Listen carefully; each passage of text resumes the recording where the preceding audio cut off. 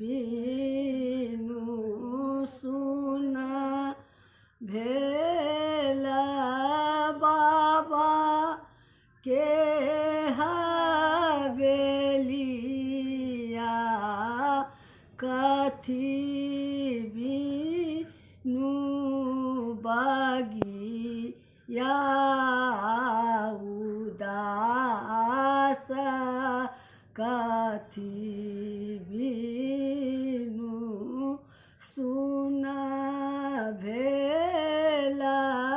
बाबा के हवेलिया कथी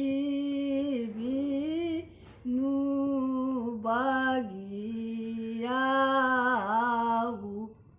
उदास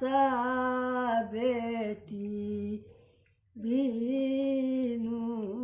सुना भेला बाबा के हवेलिया कोयली बिनु बागिया उदास किनिका के कानवा गंगाधर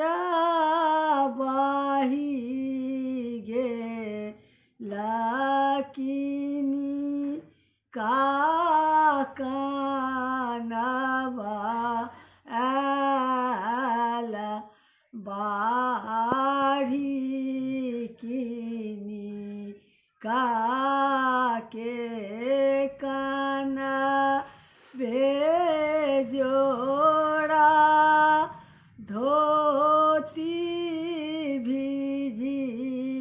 गेला किनिका हृदय कठोर